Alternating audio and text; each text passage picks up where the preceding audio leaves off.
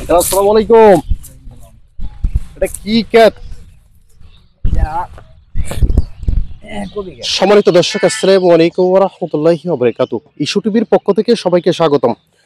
দর্শক, আমি এই মুহূর্তে দাঁড়িয়ে আছি গাজীপুর শ্রীপুর মাওনা চকপাড়াতে। আপনারা দেখতে পাচ্ছেন আমি একটি কপি ক্ষেতের মধ্যে দাঁড়িয়ে আছি। কপি ক্ষেত যিনি করেছেন, আমি ওনার সাথে কথা বলবো। আসলে কপি ক্ষেতের বিষয়ে একটু ওনার সাথে জানতে চাইবো, আমার এক ভাইয়ের সাথে। আসসালামু আলাইকুম। আপনার এটা কি কপি ক্ষেত? জি, এটা কপি ক্ষেত। আচ্ছা আচ্ছা, এই কপি ক্ষেত আপনি কতটুকু করেছেন? এটা এটা করছি কিন্তু এই যে ডিলারে, মহিষ ডিলারে আচ্ছা আমি কাজ করতেছি। আচ্ছা, আপনি কাজ করতেছেন? জি জি, তার মানে এই ক্ষেতের মালিক আপনি নয়, আপনি এখানে কাজ করতেছেন, এই তো?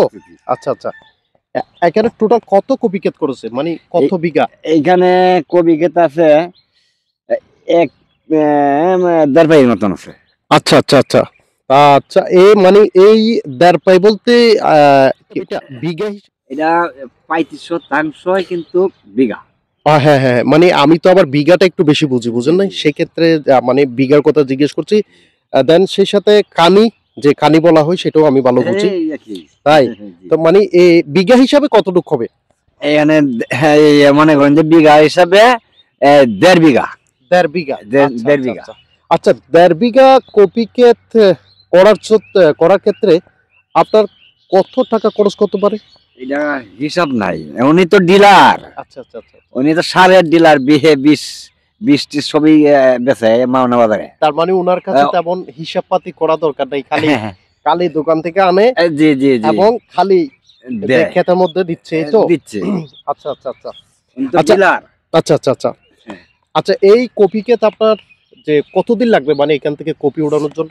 এইটা মনে করেন যে এই আগে পরে লাগাইছে, বুঝছেন? যেমন আজকে যেটা লাগাইছে এইটা মনে করেন যে 8 দিন পরে দিয়ে উঠবো। আর মনে করেন যে কালকে যেটা লাগাইছে এইটা উঠবো মনে করেন যে 15 দিন পরে দেয়া আগে পরে। আচ্ছা আচ্ছা, তার মানে এই কপিকে সর্বোচ্চ সময় লাগে আপনার 10 দিন মতো? এটা লাগা নিয়েছে মনে করেন যে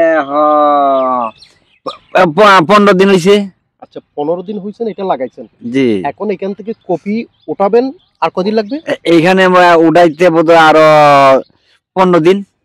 আরো 15 দিন, মানে টোটাল আমরা ধরে নিতে পারি 1 মাস। 1 মাস সময় লাগে কপিকে। তার মানে এটা তো পাতা কপি, না ফুলকপি। ও সরি, এটা ফুলকপি। হ্যাঁ হ্যাঁ হ্যাঁ, আচ্ছা। এবার তো আপনার ফুলকপির দাম খুবই কম, আপনারা একবারে কম 10 টাকা পিস বেচা না হইছে, হেরা নিয়ে বেচা 20 টাকা পিস। তো সেই ক্ষেত্রে মানে এই কপি ক্ষেত করে যে আপনাদের যে পরিমাণ একটা চাহিদা ছিল, এখান থেকে একটা বেনিফিট করার, একটা লাভ করার, সেই পরিমাণ তো এখানে হয় নাই। সেক্ষেত্রে তো এবার লস নাকি? লস। হ্যাঁ জি জি।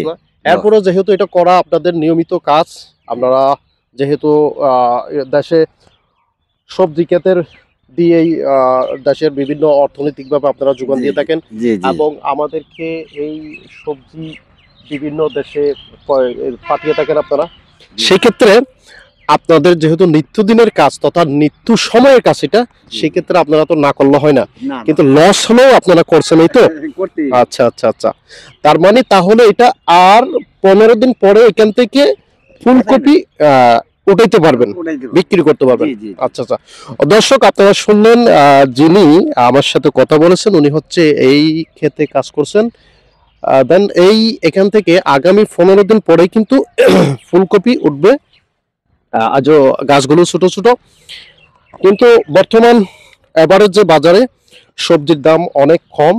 আর পরেও ওনারা যেহেতু নিয়মিত আমাদের দেশে বিভিন্ন মাধ্যমে কৃষি ক্ষেত্রের মাধ্যমে আমাদের অর্থনৈতিক যোগান দিয়ে থাকে, সেক্ষেত্রে নিয়মিত তারা করে যাচ্ছেন।